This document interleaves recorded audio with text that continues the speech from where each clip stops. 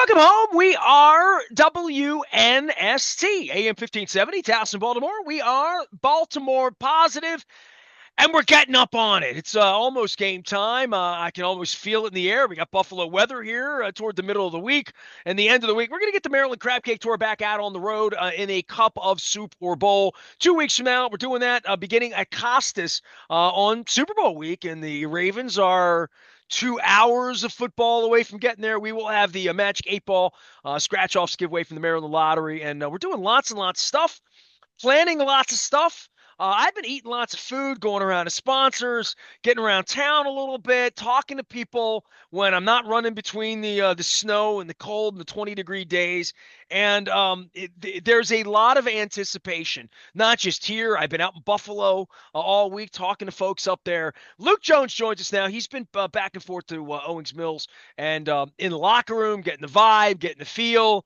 One thing I think anyone in our audience should really respect about you, and certainly our situation, given Chad Steele and I'm out and you're in or whatever, is the fact that you've been there. You've been there a lot. You've been there good times, bad times, Flacco times, Cundiff times. I mean, you've been covering the team a long time.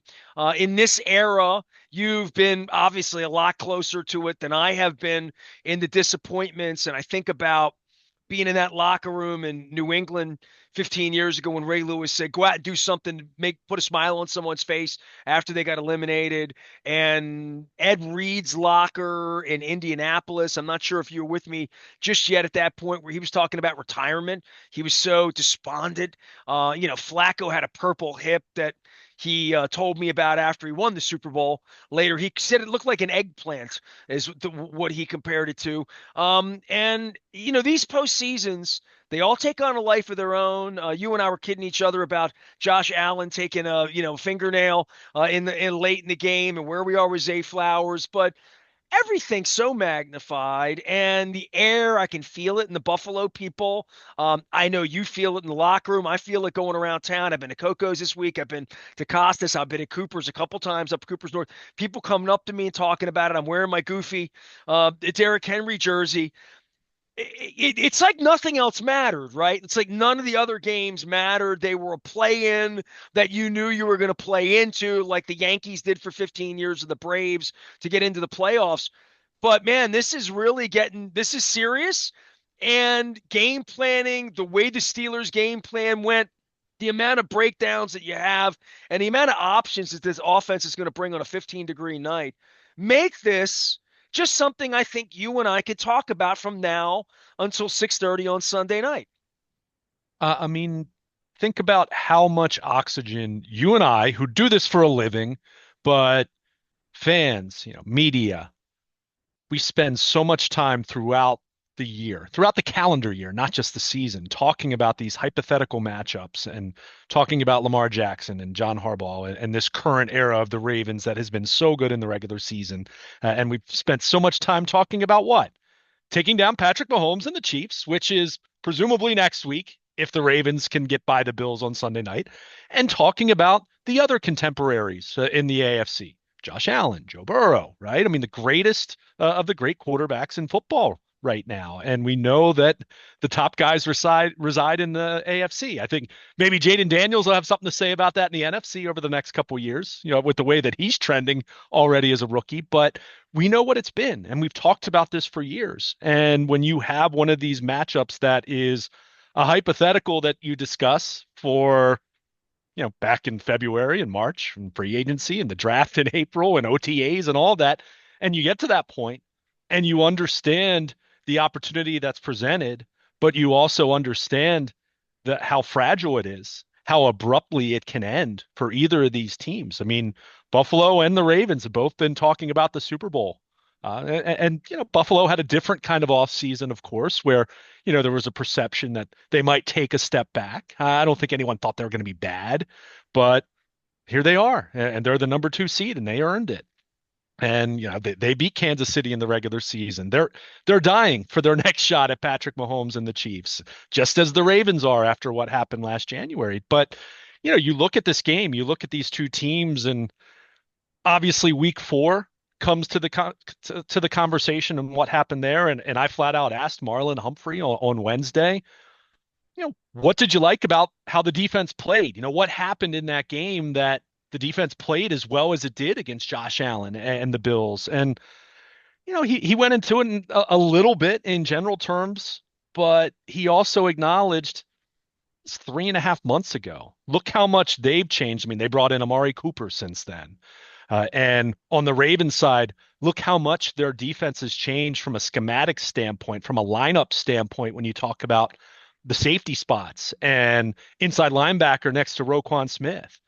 So Humphrey really downplayed there being much of anything you take away from that. Kyle Hamilton was asked as well in the locker room. He said, it tells us what we already knew is that we can do it. We can stop Josh Allen. We can stop the Bills. We did it in week 4, but it's going to be a tall order. And we understand that. We're up to the challenge. We embrace it.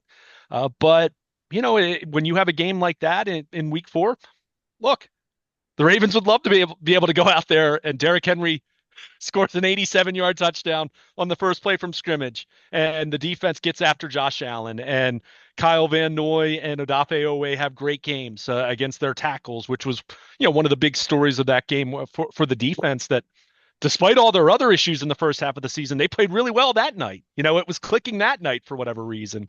But you also know that, especially when you look at these divisional games, where the Ravens lost to the Steelers back in week 11, and we saw what happened in week 16 in the wild card round. Completely different. So I think the Ravens and the Bills are both expecting this to be a really difficult, exciting, highly competitive football game. Two of the 3 best quarterbacks in the world, for my money. Wherever you want to rank those guys, it depends on the market right now. I mean, Buffalo loves their guy. Baltimore loves their guy, and rightfully so. And you have two teams that, the Bills more historically speaking, but the Ravens recent years, in terms of not breaking through in January. I mean, the urgency is there, but we also know one team's going to move on and the other's going to be cleaning out their lockers on Monday. So that's the drama. That's the theater of this. And that's what makes this, ratchet it up a little bit more than normal for a divisional round game, as we talked about earlier in the week. I mean, it's exciting. And, the players try to not make it out to be more than what it is, beyond the obvious that you're playing for a chance to go to the AFC title game. But I think everyone senses that, there's a little more juice than even the normal amount that you would feel understanding you're, one of the final 4 in the conference at this point. The one thing I would say on all of these playoff matchups, and I go to Herbert last week, I go to CJ Stroud, maybe even last year a little bit playing in, or even the young kid out in Denver who, had a little fight in him early in the game and got a taste of playoffs, but got smacked around the way Lamar did in 18 and 19, even when he had maybe a lot more help around him as a cheaper player. He wasn't a $50 million player at that point. Um, you get the feeling that the Mahomes Lamar thing in the postseason got the taste of that last year. They played some regular season games. And you had Derrick Henry, whose jersey I'm wearing here, the Houston Oilers. He ran over this team, our franchise here, 5 years ago now. And now he's ours to run over Buffalo on a 15-degree night, which is all I spent 2 years talking to you about. And we'll get to the weather, and we'll get to Zay, and we'll get to concerns and game planning and all of that. But this Lamar Josh thing for me, and bring Mahomes in and bring Joe Burrow in, bring the other, whoever's going to step up. I don't know, whoever the next Jaden Daniels going to play on Saturday night, right? Maybe still be alive. We might have Washington, Philadelphia, and Baltimore all in the Final Four next weekend. Possible. Very possible. If you like that, there's your parlay. Pick that this week. Put $5 on that. BetNestor.com. Check that out. But in all sincerity, is this the second, not first, because they did play in the plague and the weird thing a couple years ago, and the Ravens lost that, right? things went wrong that night on a cold night and the weirdness of 6,000 people in masks and all of that. And I think they wanted me to check in, go through Canada and spend 4 days in Buffalo. And I had to do all sorts of stuff to get a press credential to go up to Buffalo. I remembered I didn't go. I don't remember a lot about that game or much about anything about that year and a half. We were all stuck in the house. But the notion that this is the beginning of over the next 5 or 6 years, three more of these kinds of games in the way that next week, no matter what, as long as Kansas City wins, and if Kansas City doesn't win, there's another story for CJ Stroud making the next step and going to Baltimore or Buffalo next week based on what happens on Sunday. But these fights and these January matchups, Manning and Brady, Brady and Roethlisberger, Flacco and Brady. Just those things that won't. Even Mark Sanchez, throw him in there, or whoever else has been into this. But Allen and Lamar, it feels to me like we play up there next year, regular season. There's all that going on. But I also feel like this is the first of other Ali Frazier fights that are going to go on in these AFC matchups because they all have their $50 million quarterbacks. Everybody feels really good about them. Even I've come around to your way of thinking and thinking, well, Lamar, 7 years in, might not get broken in half because of the rules and because of sliding and because of things I didn't think about. And just the fact that nobody can catch him at this point to break him in two. That if these quarterbacks are going to be here and the salary cap's going to be here and deft. And forget Pittsburgh. I'm throwing them out already. Las Vegas, anybody that doesn't have it. Cleveland, Indianapolis, pick Miami. They're all out. Forget all of them. New England, even though Mike Vrabel's not going to quarterback for them. They all stink. They don't have a quarterback. They stink until they find me a Josh Allen, a Lamar, a Mahomes, a Burrow, or the Hall of Maybe and Justin Herbert, or who's I'm not pissing on him. He's been a great regular season quarterback. CJ Stroud, you put DJ, in that right? But yeah. I'll hear you. Hmm. But we're getting into heavyweight fights here in Ali Frazier's and the era of I would always kid you about being a tennis fan of Connors and Lendl and Borg and McEnroe, where good golf before when Tiger took the slide when it wasn't a one man show. This is an interesting time for all of this, and these are the games that make all of that. And I don't think this is the last fight amongst them. So, and I don't think it's the last 15-degree night. And I will say this for me, I'll let you into the weather a little bit, but 15-degree nights are 15-degree nights, and these teams needed to be built for this, including Tua Tagovailoa or anybody else that's going to come out of 80 degrees and sunny and try to go win in Buffalo, because you had to be built all along to win this game. And that's why 22's out on the field. Oh, not just this game, but Kansas City, the weather is not very good in late January, right? I mean, it's not good in Baltimore. Let's face it. And I understand 15 degrees is colder than it was last Saturday against the Steelers, but I mean, it's reality. But the point that you made as far as these heavyweight fights. I think what's interesting about Lamar and Josh Allen, and obviously there was the same draft class. I think for all the talk about Mayfield and obviously Sam Darnold went right after him. I mean, Josh Rosen was an utter failure, but Josh Allen and Lamar Jackson were of that group probably the most polarizing in terms of how you felt about him. I mean, Josh Allen, the Bills clearly loved him. There were other teams and other scouts who said, guy's not going to be accurate enough. Lamar, we don't need to rehash that. We've talked about that for years, right? But you have these two guys who have just, turned out to be way better than a lot of people thought from Jump Street, but have just gotten better and gotten better and gotten better. And you see what they've become. And where I think you just made the point that, and even 2020 when they met in the playoffs, obviously Lamar threw the pick six to Teron Johnson. Josh Allen didn't play great that game. Go back and watch. It's not like Josh Allen was the one that carried the Bills to a victory that night. He made fewer mistakes than Lamar, but he wasn't great. You look at the regular season meetings.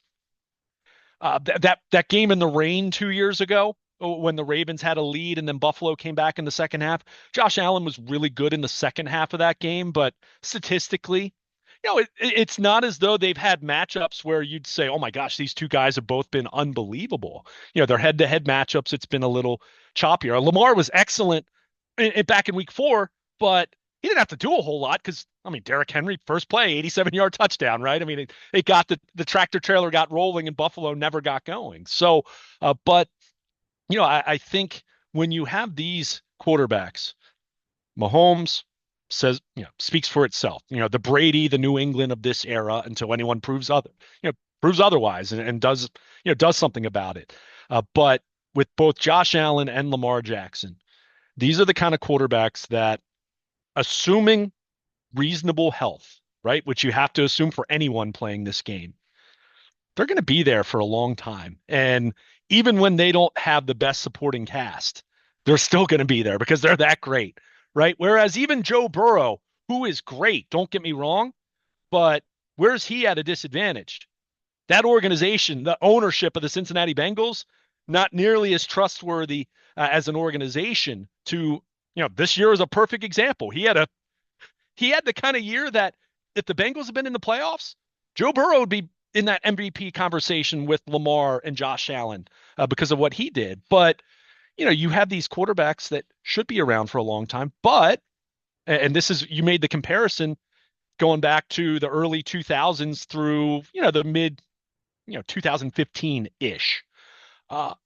It was Brady and the Patriots at the top, but Manning and the Colts, and then Manning and the Broncos, Roethlisberger with the Steelers, and then Flacco with the Ravens. They were all trying to have their turn, right? I mean, they were all. It took Manning a decade. You know what I mean? It took Manning a long time, and then he when they were really good, then in Denver, they came up short against the another Broncos. decade. Yeah, I mean, I had or they Brandon came up short against Stokely the on Panthers. this week, and we still forget he was on the other end of the Mile High Miracle. It's and really then he tough. didn't get to win the second time with Peyton, and he's 37 years old when he got here. You know what I mean? Like it flies by, and Brandon played 17 years in the league and won 2 Super Bowls, and it feels like, holy cow, he was on 10 good teams. You know what I mean? Really good teams, right? I Yeah. mean, he played with Peyton 8 years where they won 13, 14, where Dungy was sitting guys out after Christmas, and he was one of them, So, but they lost games because Brady, Roethlisberger, Flacco, all of that happened in there. And that's where we are now. You better make sure you get yours. And you better make sure you get yours when you're healthy. And you better make sure you get yours in the fourth quarter when you got a 3-point lead and you got Derrick Henry. And you know what I mean? And now here we go. As you can tell, I'm pretty fired up, Luke. As you can, I mean, Yeah. I'm ready for this. And you just made the point. Look, I talked about this. We talked about this a lot leading into the Pittsburgh game. The what if scenario if heaven forbid the Ravens had lost that game Saturday night, and what that could have meant. I said anything could have been on the table, from coaching changes to all kinds of stuff. Clearly, they passed that test. They passed it emphatically. Now you're just at the point where, hey, you're going on the road. You're going up against another all-world quarterback. You're going up against another team that played, had a better record than you, is playing at a high level. Now, that's not an excuse for not going up there and having a great opportunity to win and needing to play well and not shooting yourself in the foot and all of that. But, this is what I talked about at the beginning of our conversation where, for me, this game's a coin flip. I mean, it really is. And that sounds kind of, and I'll make my pick, and you'll see it at BaltimorePositive.com closer to game time, and check that out over the weekend. He's picking and the everything. Bills. That's why I'm wearing a Derrick Henry jersey. I'm already predicting. Why are you making that assumption? I don't know. I'm just big. Now he's picking the Ravens. Everybody's a homer. Why are you making that assumption? I said a coin flip. Heads or tails. I haven't flipped the coin yet, dude. I'm breadcrumbing. No, you made a point. Look, there's no need to be fatalistic about this. If the Ravens lose on Sunday night, it doesn't mean they're doomed. It doesn't mean that Lamar is never going to win one. It doesn't mean they need to blow up the team, anything like that, right? Whereas the nuclear scenario was losing to Pittsburgh, because we all saw how lousy that Steelers team was down the stretch. So that doesn't mean you're not disappointed. That doesn't mean fans aren't mad. That doesn't mean that there isn't accountability if they run the ball six times again, or they There's turn it so over. many You scenarios of know, things that could go but wrong. Tucker can right, miss a kick. He but can make a kick. I mean, but Harbaugh could make a good decision. He can, there's a million different things that can go wrong this it time of is. year, man. However, Right? and you made 2 points that I wholeheartedly agree with. Derrick Henry's 31. He's played great. This is exactly the moment you got him for. And to this point, and as I said to you, I said all along, I didn't really care what he did in the regular season. I fully expected Derrick Henry to be great in this offense, and he's There's been no great in this chance offense. Sunday night we go out and we say, "Oh, he looks old." Right. But he You know? also is not going to do this forever, right? Right. And coming up in the next year or two, you're going to have to pay Kyle Hamilton. You're going to have to pay Tyler Linderbaum. You're going to have to figure out what you're doing with your left tackle spot. Ronnie Stanley's a free agent. Again, you always have those things. And that's not to say that, but you have the Derrick Henry factor, and you said it. And it's ironic saying this because, the way it's looking as we're getting to the latter portion of the practice week, it's not looking great for Zay Flowers' status on Sunday. I think that's Clear. becoming evident, right? And people will know at this point. I know John Harbaugh on Monday, when we asked him about it, he alluded to the possibility that Zay could play without practicing. I'll buy that the first week coming off of an injury. That doesn't happen when you're talking about someone missing multiple games. They need to get out on the practice field and see what he looks like. Even if he does play Sunday night, I have major doubts how effective he can be. Understanding he's slight of stature, and that's normally not the issue because of how fast and agile and the way he can change direction. If he can't do those things as well, then that's more of a concern, just how effective he can be. Anyway, that aside, this team is extraordinarily healthy, and we've talked about this so much. And it is a credit to the resources they've invested in terms of their strength and conditioning, nutrition, recovery, training staff, the doctors that they employ in the greater Baltimore area, all of that. And we also know that bad luck is part of that, right? You can be the most extraordinarily conditioned, healthy football player, and if the wrong player falls into your knee, crashes into your knee at the wrong moment, you're done, right? I mean, you're done, and you're talking about next year. So that's where you look at this team, and what makes this interesting is Buffalo is way healthier than they were back in Week 4. We talked about it at the time, although we were so focused on the Orioles getting ready to start a postseason run at that point that lasted 2 days, but we didn't know it at the time. But I think it's so intriguing that you think back to that Week 4 game. Matt Milano was on IR. Terrell Bernard, their middle linebacker, was out that night. Teron Johnson, their nickel, where they play nickel almost exclusively. I mean, nickel is their base defense, and they count on him to cover, but they also count on him to play the run and to play with some physicality there. Those guys are all going to play. Let me be very clear. That does not mean I necessarily think that they're going to stop Derrick Henry, because I think that Buffalo front seven is light, and they're going to have to play their butts off to not let what happened back in Week 4 happen again. Yeah, I'm trying to think of the strategy when you're getting over, when you're just going to get run over. I just, I mean, look, this sounds very simplistic, and it's kind of a Captain Obvious thing. The Bills, there's a pathway to beating the Ravens if Derrick Henry runs for 110 yards. I don't think there's a pathway if you let Derrick Henry run for 200 again. He ran for 199 back in Week 4, right? The idea, and we've seen this. If you go back and look at most of the Ravens' losses this year, or some of the games where it was really tight, the Cincinnati games, what have you, you could see that Derrick Henry wasn't as much of a factor. Even if he finished and had popped a couple runs in the fourth quarter to protect the lead, final numbers looked better. But you look at the course of those games, he wasn't necessarily the one that was driving the bus to victory for the Ravens.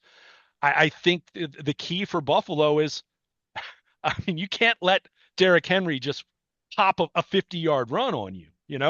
If he runs for a $110 and his longest run of the day is 12 or 13 yards, then this is a way different game than it was back in Week 4, for example, where again, basically you let him run. untouched, 87 yards. The Ravens blocked it up really well. I went back and rewatched the game earlier this week just to kind of jog my memory. And that's how the Ravens get rolling downhill, and then you're not going to be able to keep up. The key for Buffalo is, yes, they're going to have to do a much better job against Derrick Henry, and they need Josh Allen and their offense to be on point. It's a heavyweight fight, to go back to the analogy you used. And I think, I mean, you got to score points against the Ravens in the same way that I don't think the Ravens are going to hold the Bills to 10 points again. I think that, especially on the road, I think Josh Allen in this offense is too great to expect that again. However, I think both teams, the goal is going to be, you got to be able to get some stops. You do have to take some chances.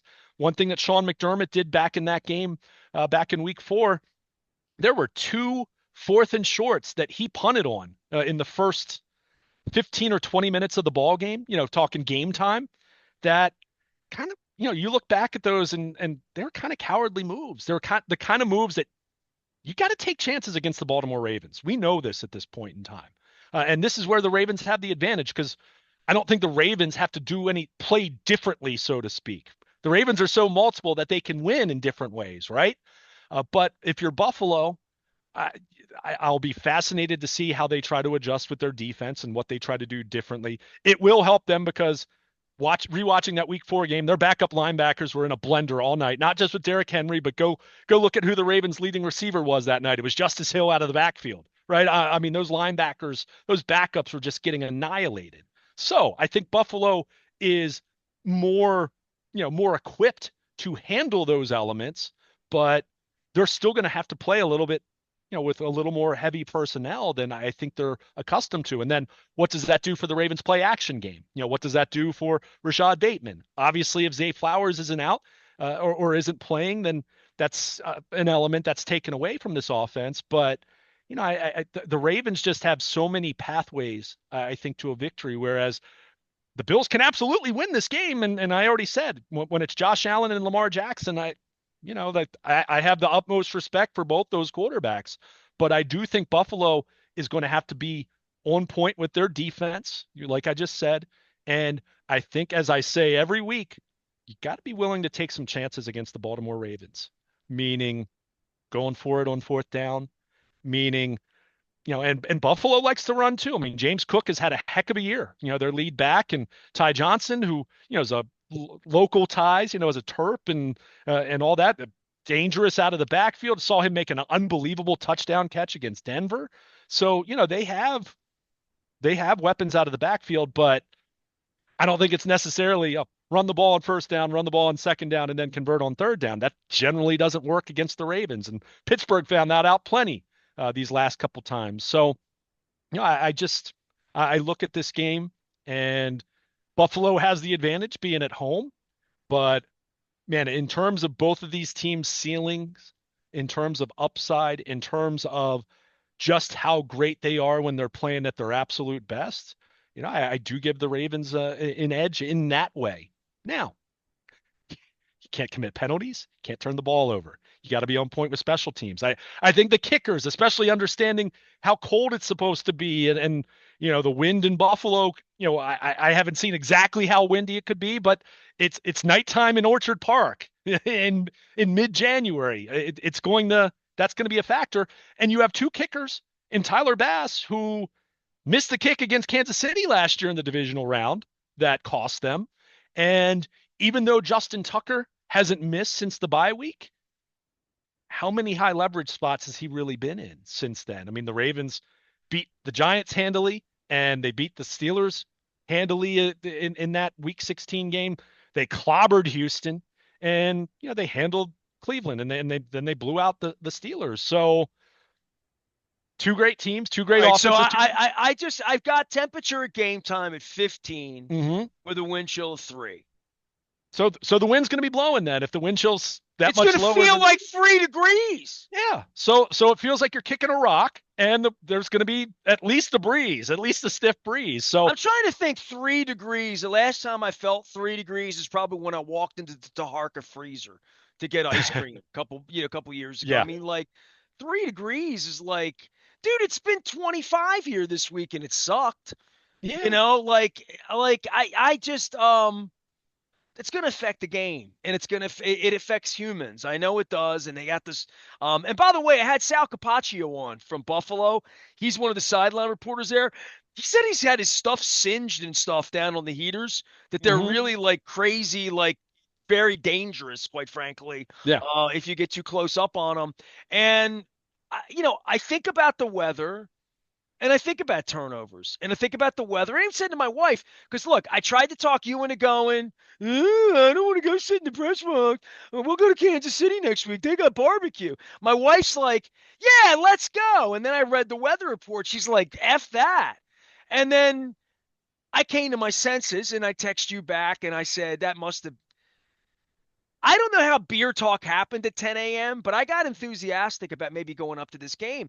And I'll say a couple things about noise that when it gets that cold, and I don't speak of this to be a jerk, but I've been to a lot of really cold games as a fan. I'm like a legit fan. I have pictures of cheese on my head at the NFC Championship game, which the weather conditions were like this. You can look it up. It was like 9 degrees. It was one of the five coldest games in the history of the game. It was in 1996, 97, January 97. And it was the Kerry Collins game. I mean, I've been out in some really Mile High Miracle. I was in the press box and it was freezing, but I did walk out. I mean, I know how cold it was that day. I was on the field shooting post game. You can go find it on YouTube. I know what cold is. This is as cold as it gets. I mean, I don't know, you know what I mean? Like it's nasty. Really nasty. And from a fan's perspective, late at night, I had Mike Bellani on this week, a legendary Buffalo. He ran the Buffalo Bisons for years, the minor league baseball team. He told some great stories. And Rasig is his buddy, and Rasig came on, and we were just telling, old tales of cold weather games and things that happened in Buffalo, and like the lure of all of their losses. And, 40 years ago, me going up there with a SIG for that crazy game when they beat the snot out of the Raiders. And, it was 28 that day, and it was just kind of nice and flurrying and, cloudy. It was beautiful. Not like it's going to be. They're like, people are going to be drinking at 10 in the morning. They're going to be lubed up and all of this stuff. Agree with all of that. But they're not as loud at 9 o'clock as they would be at 6 o'clock. And when it's cold, you wear gloves, and it's just not as loud. It's not going to be as loud as it could be. Arrowhead will be louder next week. I promise you. I've been in both buildings. The Buffalo building's bigger, weirder, wider, more like Jacksonville. It's just it's and they've told me the new stadium's going to be straight down, and they have all sorts of things about the new stadium that were it to snow 4 years from now when Lamar's 32 and doing this and still chasing his fifth MVP, third Super Bowl, first Super Bowl, I don't know. But Lamar's going to play in the new stadium. It's 2 years from now, right? That if it snows there, it's not going to land on the field or anything because the building is going to be so warm because the building has like warming things that it's going to make it weird. So, I mean, I've heard about this week. This is their home field advantage. This is their thing, is to sucker in a kid from Pompano Beach who's all world and just slow him down because it's 3 degrees and it's hard to friggin' breathe. Like literally. So the conditions that play into this make this John Facenda like for me. That's not a regular game. It's not Monday Night Football. It's not even what we watched on Monday, which was really weird with the fire, right? Like Vikings fans on one half, Rams fans on the. It was like a bowl game. It was weird.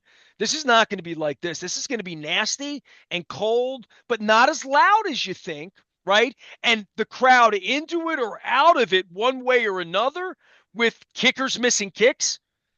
Their kicker missed a kick. He misses a kick in the third quarter that's 42 yards that feels automatic that would give them the lead and they don't have it. Crowd there will boo their own team. You know what I mean? Like the crowd is manipulated, but I've also seen Miami come in there and just freeze and wilt. you know, and I don't know about that, but I do worry about that. And now I don't think Derrick Henry's going to wilt. I think they're built for this. This was my gig. This was my thing for years. This is why I'm wearing a Derrick Henry jersey. If they got Derrick Henry, I always say they would win these games.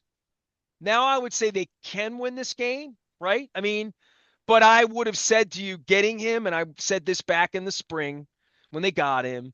This is this is this is different than Lamar getting cold and the passing game getting down and them getting down by 12 points in the third quarter because they F up and somebody drops a ball or something happens that and the Bills make you want to shout and they're winning 19-7 at halftime or something, right? Like something like that were to happen, that you still have the ability for Lamar to run left, Derrick Henry to run right.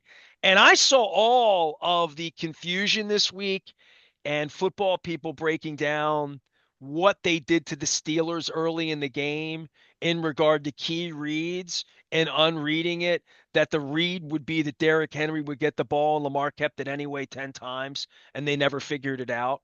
And Todd Monken's going to be working for somebody else next year, so you might only have him for 60 more minutes too. So you might want to work for that. So there's just dude, I just laid it on you, but I could soliloquy all day because I love this stuff and I've been doing it all my life. And this is about as good as it gets for intrigue and drama and high drama. And it's only high drama because they've effed this up for 5 or 6 years in a row. Because they haven't won and they have the best player on earth and they have the best running back that's compared to Jim effing Brown. A running back I went and bought a jersey with his name on the back. First time that I've owned this radio station that I've ever bought anybody's jersey, a football, active football player's jersey with a name on it. I've never bought one until now. And this is their time. They better embrace it. You hope it's their time.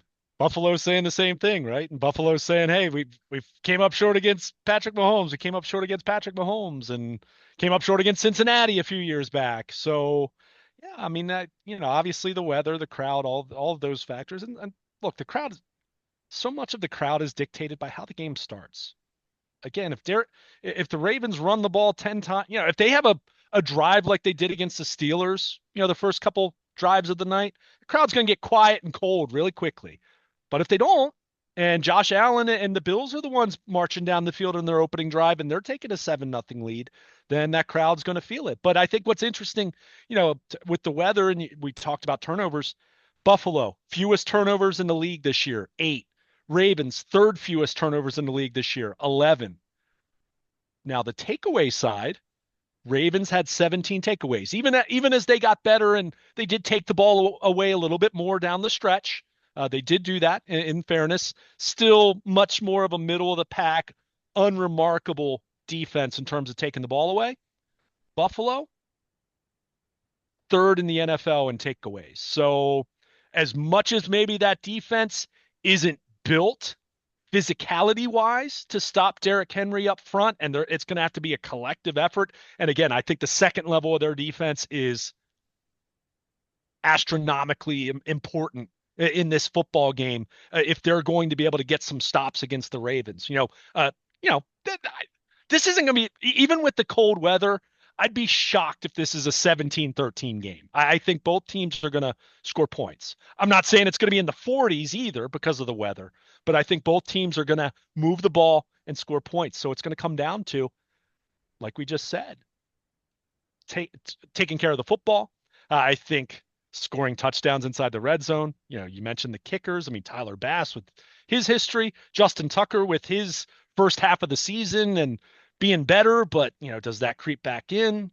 What's the weather going to be like in terms of the kicking elements and the wind and all of that? I mean, it's again, it comes down to it, and I think I give the Ravens the edge on paper overall, but Because I believe the Ravens are going to run the ball. I just believe that won't stop all night, and that at some point will win them the football game, right? I mean, we believe it. And if not that, then the passing, right, or whatever. Well, and but we do believe that this offense will outscore them and outwill the Bills' defense. I mean, it can. It doesn't mean it's going to happen, right? Again, what I just laid out there is both teams playing the absolute best versions of themselves. How often do teams play the best version of themselves in On three one degree specific nights. one specific game on the biggest night of the year and all that. So, That's the thing. It's hard to be flawless when it's 3 degrees out, sure, right? It's hard to be exactly. perfect. It And, is. and even Buffalo, like, look, they're at home, they're undefeated at home. Most of their games all season weren't this cold, right? I mean, Right. September and October in Buffalo and November, different animal than what January is. So, look, again, And by the way, we're Luke gonna went to see, college at Syracuse. He gave a weather report. He gave his meteorological the lake effect snow. 20 my 24 months in hell, Syracuse. doesn't, lake effect snow doesn't seem like that'll be too much of a factor. I think there's a little bit of snow in the forecast Saturday, Oh. but I don't think By the anything way, like it's supposed to crazy. snow here Sunday. So like if the Good. game were here, there would have been snowing here too. So Yeah, fair I mean, enough. doesn't sound like going to be huge, but could affect some watch parties if people were congregating to watch the Ravens try to make it to the AFC title game. But what my final point on this, because again, we've talked about this game. I'm so excited for this game. Look, I don't know what's going to happen exactly. I'm guessing, right? My prediction is a guess because it's that kind of game, and both these teams I think are have elements to them that, starting with the quarterback, are really special. So then it's a matter of what are all the other details. But I do think what's kind of wild is you have this game that's being advertised as a heavyweight fight. I was watching NFL Network the other morning, and they were talking about this being one of the most hyped divisional round matchups we've ever seen, and they were comparing it to Brady Manning back in the mid 2000s when even though they met in the AFC Championship game plenty of times, but there were some times it was divisional matchups. They mentioned, what was it, in 93, I think it was Warren Moon against Joe Montana with the Chiefs. And you think about all these great matchups, and look, I think this has the potential to be an all-time great kind of matchup. I'm just reminded, what's the reward for the winner? Oh, they got to go to Kansas City and play Patrick Mahomes and the Chiefs, right? I mean, which is still like, hey, this could be a This is preview. Frazier and Foreman getting ready for Ali, is what this I is, mean, let's kind of, pump the sort of, brakes on calling this the AFC title game, right? So, I mean, it's, I don't think this is necessarily the U.S. against the Soviets, and then, the U.S. won, and then it was a formality to winning the gold, in the next round in hockey in 1980. So, that's something that's in the back of my mind about this game. Whoever wins, that it's like, oh, congratulations. Congratulations, Lamar. You took down Josh Allen. Your gift is your reward is you got to go do it against Patrick Mahomes. And same for Josh Allen. Congratulations, you took down Lamar. Your reward is you have to go take down the Chiefs. The team that's knocked you out 3 times already in your career. So, I mean, it speaks They're to, a soft 15-2. they are, but I don't know, man. I just wanted to say that out loud There so I were a could lot of laugh at it. So I could everyone. see it in the transcript on the internet and chuckle at it. I just remember everyone was saying that at this time last year about the Oh, Chiefs, and then suddenly January rolled around and they looked like, yeah. oh gosh, they're the Chiefs again, and certainly the Ravens found that out. But I mean, this is, again, we spend so much time in our lives with our livelihood talking about these potential matchups. It's all about January. What's going to happen in January? Derrick Henry in January, Lamar in January, defense in January. Defense needs to be better. Talking about that in September and October and November. Here we are. And on paper, other than if you were playing at home, it doesn't set up any better than this. I guess if Buffalo had lost to the Broncos and you'd be playing the Texans right now, I mean, sure. But in terms of just the Ravens' aptitude, their capability, where they are right now as a football team, how healthy they are, how great their quarterback is, how much better their defense is. Derrick Henry, yes, their tight ends, the way their offensive line has played against defensive lines like this, which isn't an overpowering, overly physical, big defensive line. So I think it sets up for the Ravens offensive line to play well. But hey, right now I can lay out things about Buffalo that would say why it's going to be different than it was back in week 4.